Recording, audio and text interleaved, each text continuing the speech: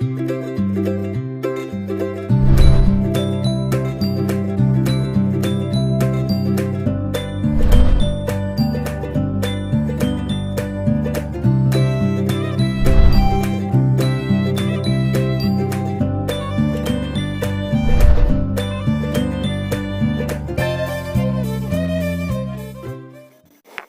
सनातन Kumar Yadav, Kasturba Gandhi Balika Vidyalaya Padma, class 9 biology.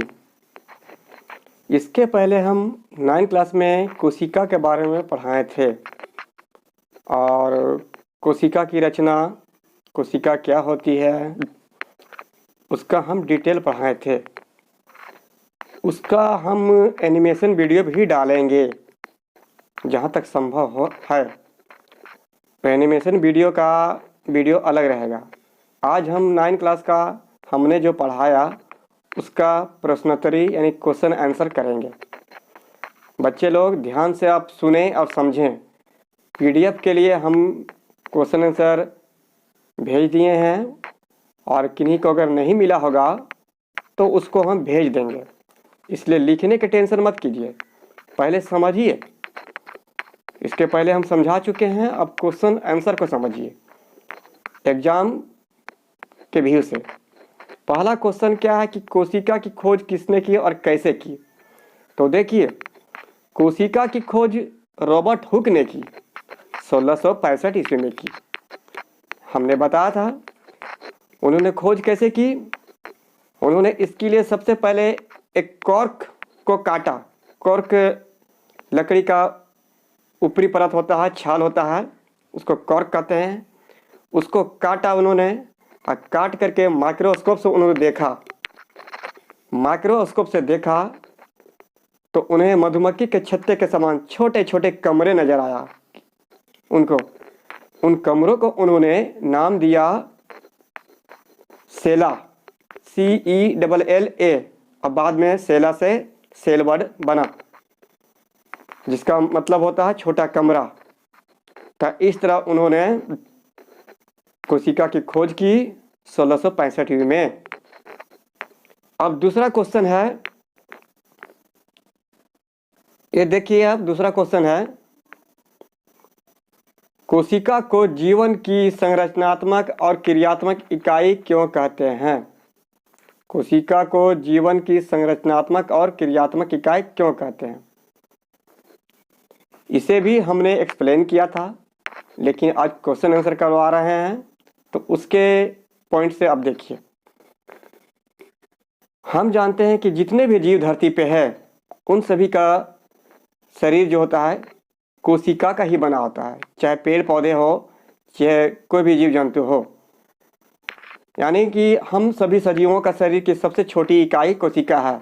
इसी कोशिका से मिल करके हमारा शरीर की रचना होती है। इस आधार पर हम कह सकते हैं कि कोशिका हमारे शरीर की जीवन की संरचनात्मक इकाई है। क्रियात्मक इकाई कैसे है, इसको समझिए। जब तक हमारे शरीर की कोशिकाएं कार्य करेगी तब तक हम जिंदा रहेंगे। जब वो कार्य करना बंद कर देगी तो हम जीवों का जीवन संभव नहीं है। तो इन दोनों बातों के आधार पर हम कह सकते हैं कि कोशिका सजीवों के जीवन की संरचनात्मक और क्रियात्मक इकाई है। चलिए आगे क्वेश्चन पढ़ते हैं, इसको बाद में करेंगे, एनिमेशन दिखा कर करेंगे इसको। प्लाज्मा झिल्ली को वर्णनात्मक पारगम्य झिल्ली क्यों कहते हैं। पहले समझिए कि प्लाज्मा झिल्ली को थोड़ा सा हम पीछे रिमाइंड करवाते हैं। प्लाज्मा झिल्ली कोशिका के चारों एक सबसे पहली परत होती है, एक झिल्ली होती है चारों ओर, सबसे पहला लेयर, उसको बोलते हैं प्लाज्मा झिल्ली, प्लाज्मा मेम्ब्रेन। ये झिल्ली इस झिल्ली से होकर के एक कोशिका से दूसरे कोशिका में जो पदार्थ जाते हैं, इन करते हैं, तो उनमें से सभी पदार्थ एक कोशिका से दूसरे कोशिका में नहीं जाते हैं इन झिल्ली से होकर के। उनमें से कुछ ही पदार्थ जैसे जल, लवण और कुछ ही पदार्थ प्लाज्मा झिल्ली से इंटर करके प्रवेश करके एक कोशिका से दूसरी कोशिका के अंदर में जाती है। यानी कि ये जो झिल्ली है सिर्फ कुछ ही पदार्थों के लिए पारगम्य होती है, पार करने के लायक होती है या पार करने उसको देती है। इसीलिए प्लाज्मा झिल्ली को हम वर्णात्मक पारगम्य झिल्ली कहते हैं। इसे चयनात्मक झिल्ली भी कह सकते हैं या कहते हैं। चयनात्मक का मतलब चून करके। एक बार फिर से, कोशिका के चारों ओर जो झिल्ली होती है प्लाज्मा मेम्ब्रेन, प्लाज्मा झिल्ली, वो कोशिका के अंदर जो पदार्थों का विसरण होता है वो कुछ ही पदार्थों को अपने से चुन कर करके सेलेक्ट कर करके अपने अंदर जाने देती है, सभी पदार्थों को नहीं। इसीलिए प्लाज्मा झिल्ली को वर्णात्मक, चयनात्मक, पारगम्य झिल्ली कहते हैं। पारगम्य का मतलब होता है पार करने देने वाला, वो सबको पार करने नहीं देती है, कुछ ही पदार्थों को। चलिए आगे क्वेश्चन है,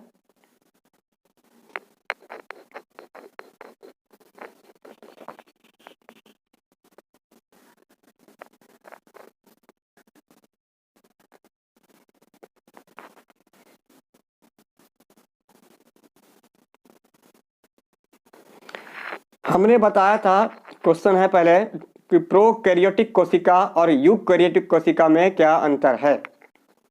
तो देखें, हमने बताया था कि दो तरह का कोशिका होता है उत्पत्ति के आधार पर, प्रोकैरियोटिक कोशिका और यूकैरियोटिक कोशिका। दोनों में अंतर हम देखते हैं। प्रोकैरियोटिक कोशिका होता है, इसका आकार प्रायः छोटा होता है, किसके अपेक्षा? यूकैरियोटिक कोशिका के आकार की अपेक्षा। यानी कि इसका आकार छोटा होता है और इसका आकार बड़ा होता है। इसमें क्या है, प्रोकैरियोटिक कोशिका में जो केंद्रक झिल्ली होती है वो घिरी नहीं होती है, यानी केंद्रक झिल्ली का अभाव होता है, इसमें केंद्रक झिल्ली नहीं होता है। और यूकैरियोटिक कोशिका में केंद्रक के चारों ओर केंद्रक झिल्ली पाई जाती है। दोनों में ये जो अंतर है एक खास अंतर है, इसे दिमाग में आप अच्छे से नोट करें। यानी कि प्रोकैरियोटिक कोशिका में केंद्रक के चारों ओर झिल्ली नहीं पाई जाती है, एक केंद्रक विहीन, झिल्ली विहीन होती है। और इसमें यूकैरियोटिक कोशिका में केंद्रक के चारों ओर झिल्ली पाई जाती है। केंद्रक कहाँ होता है, हमने बताया था कोशिका के अंदर में, लगभग बीच के सेंटर में। तीसरा क्या है, प्रोकैरियोटिक कोशिका में क्रोमोसोम्स एक होता है और इसमें यूकैरियोटिक में क्रोमोसोम्स एक से अधिक होते हैं। क्रोमोसोम्स क्या है, कोशिका के अंदर में, न्यूक्लियस के अंदर, केंद्रक के अंदर में धागे जैसी रचना होती है, धागे जैसी रचना होती है। उसे हम, जो कोशिका विभाजन के समय स्पष्ट रूप से दिखाई देते हैं, उन्हें हम क्रोमोसोम्स, हिंदी में गुणसूत्र कहते हैं। यही क्रोमोसोम्स प्रोकैरियोटिक कोशिका में उनकी संख्या एक होती है और यूकैरियोटिक में एक से अधिक होते हैं। अगला पॉइंट है, प्रोकैरियोटिक कोशिका में झिल्ली युक्त कोशिका अंगक अनुपस्थित होते हैं। यानी कि कोशिका के अंदर में जो कोशिकांग होते हैं वो झिल्ली से घिरे नहीं होते हैं और इसमें होते हैं। चलिए आगे बता रहे हैं, क्या आप दो ऐसे अंगकों के नाम बता सकते हैं जिनमें अपना आनुवंशिक पदार्थ होता है। देखिए, आनुवंशिक पदार्थ क्या होता है पहले उसको जानिए। कोशिका में केंद्रक के अंदर में आनुवंशिक पदार्थ होता है और भी कुछ ऐसे अंग हैं जिनमें पाया जाता है। DNA, deoxy ribose nucleic acid, और आरएनए, ये आनुवंशिक पदार्थ हैं तो ये किन में होता है? तो माइटोकॉन्ड्रिया में होता है। कहाँ पे होता है? माइटोकॉन्ड्रिया में होता है। और प्लास्टिड, प्लास्टिड का हिंदी होता है लवक, जो पादप कोशिका में पाया जाता है। तो ये रटने की चीज़ है, इसमें खास कुछ इसमें सोचना नहीं है। हर चीज़ का डिटेल होता है, लेकिन आप लोग 10 लेवल का स्टूडेंट हैं, इसलिए 10 लेवल के आधार पर हम पढ़ा रहे हैं। बाकी हर चीज़ का डिटेल है, कहाँ पाया जाता है, कैसे पाया जाता है, किस तरह से होता है।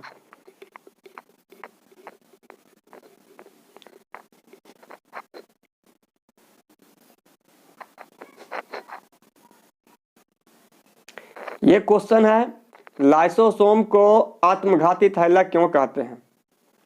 लाइसोसोम क्या है, पहले इसको जानिए। हम पिछला वीडियो में, हम इसके पहले जो 9 क्लास का वीडियो था उसमें हम बता चुके थे। किन्हीं को अगर नहीं पहुंचा होगा या प्रॉब्लम होगा तो फिर इसका हम वीडियो लाएंगे, एनिमेशन के साथ में लाएंगे और बेहतरीन ढंग से लाएंगे। लाइसोसोम कोशिका के अंदर में एक रचना होती है, उसका हम वीडियो फिर दिखा देंगे, पहले हम दिखा चुके भी हैं। तो वो आत्मघाती थैला क्यों कहते हैं? ये थैलीनुमा रचना है लाइसोसोम, जो कोशिका के अंदर में पाया जाता है, कोशिकांग है ये।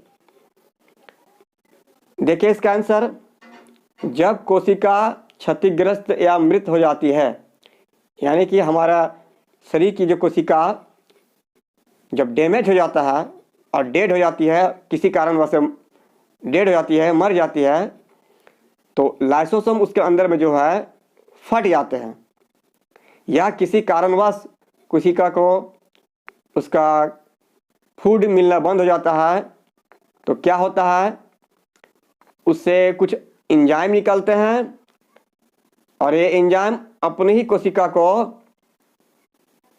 पचा देते हैं, और पचाने के बाद ये लाइसोसोम खत्म हो जाता है, इनकी मृत्यु हो जाती है। इसलिए लाइसोसोम को कोशिका का आत्मघाती थैला कहते हैं। फिर से एक बार, किसी कारणवश जब कोशिका क्षतिग्रस्त हो जाती है, डैमेज हो जाती है या मृत हो जाती है, तो लाइसोसोम फट जाते हैं, इनसे एंजाइम निकलता है और ये एंजाइम अपने ही कोशिका को, खुद की कोशिका को ये पाचन कर देते हैं और इनकी मृत्यु हो जाती है। इसी कारण लाइसोसोम को आत्मघाती का थैला कहते हैं। अगला क्वेश्चन है, कोशिका के अंदर प्रोटीन का संश्लेषण कहाँ होता है? कोशिका के अंदर प्रोटीन का संश्लेषण कहाँ होता है? प्रोटीन क्या है आप लोग जानते हैं। प्रोटीन हम लोग भोजन के द्वारा खाते हैं, भोजन के एक अवयव है प्रोटीन, कार्बोहाइड्रेट, वसा। तो कोशिका के अंदर प्रोटीन का संश्लेषण कहाँ होता है? देखिए, हम एक चीज़ बताए थे, कोशिका की जब रचना पढ़ रहे थे इसके पिछले वाला वीडियो में, तो कोशिका के अंदर में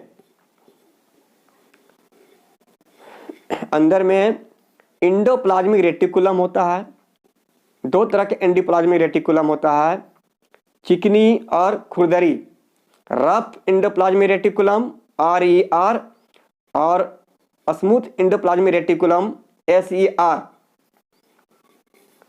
तो रफ एंडोप्लाज्मिक रेटिकुलम के ऊपर में दानेदार कुछ संरचना होती है, दानेदार संरचना होती है, जिसे हम लोग राइबोसोम कहते हैं।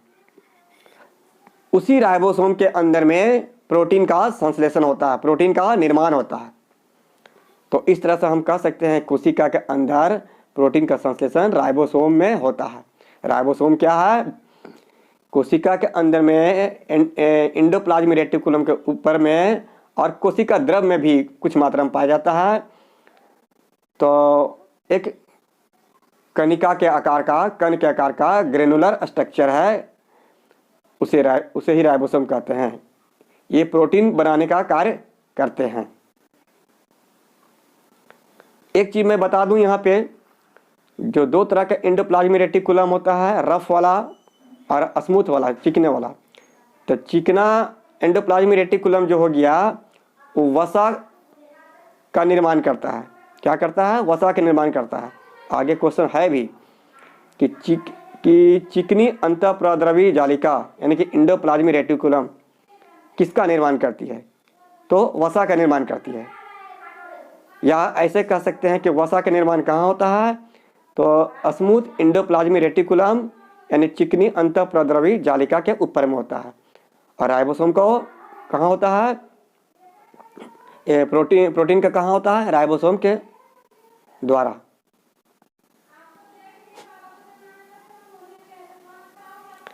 आगे क्वेश्चन है, देखिए, पादप कोशिका और जंतु कोशिका में तुलना करें, मतलब इसमें अंतर क्या है? तो देखिए बहुत सारा अंतर है, लेकिन आपको हम 10 के लेवल से बताएंगे। पहला पॉइंट है इधर पादप कोशिका। पादप कोशिका किसे कहते हैं पहले इसको जानिए, अगर दिमाग से निकल गया हो तो। पौधों में पाए जाने वाली कोशिका को पादप कोशिका कहते हैं। जीव जंतुओं में पाए जाने वाली कोशिका को जंतु कोशिका कहते हैं। जैसे हम लोग जीव जंतु है, हाथी घोड़ा जीव जंतु है, पेड़ पौधे पादप कहलाए। तो पादप कोशिका और जंतु कोशिका में अंतर क्या है? पहला पॉइंट है, यह प्रायः जंतु कोशिका से बड़े आकार की होती है। मतलब पादप कोशिका का आकार जंतु कोशिका से बड़ा होता है और इनका आकार छोटा होता है। दूसरा पॉइंट क्या है? इसमें पादप कोशिका में कोशिका भित्ति होती है। कोशिका भित्ति होती है। ये क्या होता है कोशिका भित्ति? फिर बता दे रहे हैं एक बार। और जंतु कोशिका में कोशिका भित्ति नहीं होती है। देखिए कोशिका भित्ति होता क्या है? हम लोग एक आम भाषा में हम लोग जानते हैं कि भित्ति मतलब गांव में हम लोग दीवार को भीत बोलते हैं। क्या बोलते हैं? भीत। दीवार को भीत बोलते हैं। खैर उतना छोड़िए, भित्ति का मतलब होता है एक दीवार। कोशिका के चारों ओर, पादप कोशिका के चारों ओर सबसे पहला लेयर जो है सो प्लाज्मा मेम्ब्रेन, उसके बाद सबसे बाहरी आवरण हो गया, उसके आगे वो कोशिका भित्ति है। वो कोशिका भित्ति क्या करती है? पादप कोशिका के आकार को जकड़े रहती है, उसका आकार को निश्चित करके रखी रहती है। उसी कोशिका भित्ति के चलते उसका आकार निश्चित होता है। तो कोशिका भित्ति क्या है? पौधों में पाए जाने वाली कोशिका के सबसे बाहरी आवरण है, बाहरी लेयर है, बाहरी भित्ति है। तो जंतु कोशिका में कोशिका भित्ति नहीं होती है। इसमें सिर्फ प्लाज्मा मेम्ब्रेन कोशिका झिल्ली होती है। इसमें तीसरा पॉइंट है, इसमें हरित लवक उपस्थित होते हैं। हरित लवक, लवक एक प्रकार की रचना है। इसका हम पिछला वीडियो में बताए थे। अगर किन्हीं को समझ में नहीं आया होगा या फिर छूट गया होगा तो फिर हम एक वीडियो लेके आएंगे एनिमेशन के साथ में, इसलिए टेंशन नहीं लीजिएगा। इसमें हरित लवक होता है। हरित लवक का मतलब, इसमें हरित लवक और जंतु कोशिका में हरित लवक नहीं होते हैं, अनुपस्थित होते हैं। हरित लवक का नाम हरित लवक इसलिए पड़ा है क्योंकि हरित लवक में उसके अंदर में हरे रंग का एक पिगमेंट होता है, कण होता है, जिसे हम लोग पर्ण हरित कहते हैं, इंग्लिश में क्लोरोफिल कहते हैं। इसी क्लोरोफिल के वजह से इनका रंग हरा होता है और इसे हरित लवक कहते हैं। अगला पॉइंट है कि इसमें प्लास्टिड होते हैं। प्लास्टिड उसी का हिंदी नाम है लवक। प्लास्टिड का हिंदी नाम है लवक। लवक बहुत तरह का होता है। हरा लवक होता है, कुछ रंगीन लवक होते हैं, कुछ रंगीन लवक होते हैं। लवक के बारे में आगे पढ़ेंगे या साइड से पढ़ेंगे हम। और जंतु कोशिका में प्लास्टिड यानी कि लवक नहीं होते हैं। 5 नंबर, इसमें सेंट्रोसोम तथा तारक केंद्र अनुपस्थित होते हैं। पादप कोशिका में सेंट्रोसोम क्या है, इसका भी हम वीडियो के माध्यम से, एनिमेशन वीडियो के माध्यम से पढ़ाएंगे तो बेहतर समझ में आएगा। फिलहाल अभी इसको दिमाग में रख लीजिए। और इसमें सेंट्रोसोम उपस्थित होते हैं और इसमें उपस्थित नहीं होते हैं। सेंट्रोसोम क्या होता है इसको हम वीडियो के माध्यम से, एनिमेशन के माध्यम से बताएंगे तो आपको बहुत अच्छे से समझ में आएगा कि क्या होता है। इसलिए अभी दिमाग में इसको अभी थोड़ा सा रख लीजिए। सबको जहाँ जहाँ छूटा है थोड़ा मोड़ा पॉइंट, उसको हम अच्छी तरह से करेंगे।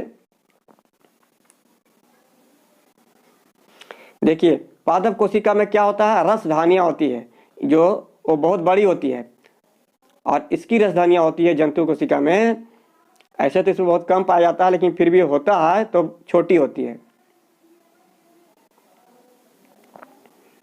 तो पादप कोशिका में मुख्य अंतर यही था। अंतर और भी है, लेकिन आपके लेवल के हिसाब से हमने बता दिया। नोट्स पीडीएफ भी भेज देंगे और पहले भी भेज चुके हैं।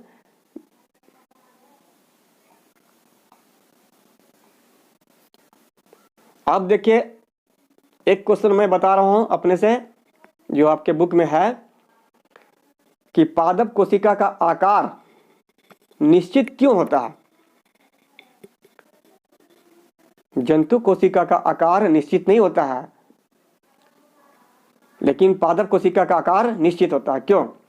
हम जानते हैं कि पादप कोशिका में, कोशिका के सबसे बाहरी लेयर में, आवरण में, परत में एक आवरण होता है जिसको कोशिका भित्ति कहते हैं। उसकी संरचना ऐसी होती है जिसके वजह से वो कोशिका को एक निश्चित आकार प्रदान करती है, सुडौल आकार प्रदान करती है, जिसके वजह से पादप कोशिका का आकार निश्चित होता है।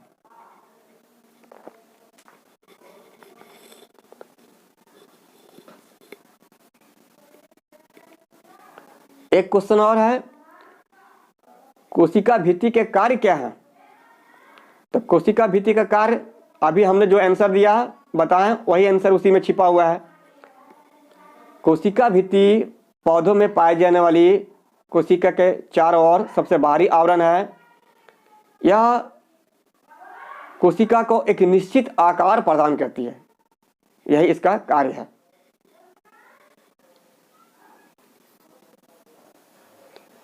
चलिए, आज के लिए इतना ही। आज हमने सिर्फ क्वेश्चन आंसर का मेरा क्लास था। हम हर दिन वीडियो के माध्यम से पढ़ा रहे हैं, एक्सप्लेनेशन दे करके, एनिमेशन वीडियो के साथ में। एनिमेशन वीडियो क्या होता है आप लोग देख रहे हैं, उसमें मूवमेंट दिखाया जाता है ताकि अच्छा से समझ में आवे। तो आज हमारा क्वेश्चन आंसर का क्लास था।